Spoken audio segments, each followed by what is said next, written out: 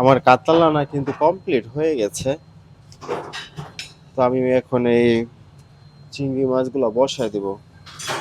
এটা ইতালিয়ান ভাষায় বলে আস্তি শিবলু, আর বাংলাদেশে হচ্ছে এটা মনে হয় মেবি গলদা চিংড়ি বলে।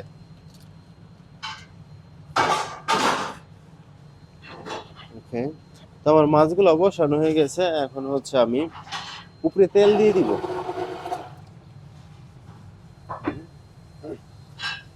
তো গ্যাস, এটা হচ্ছে তেল। এই তেলটা আমি নিজের হাতে বানাই আর কি। এই তেলটাও কিন্তু অনেক মজা।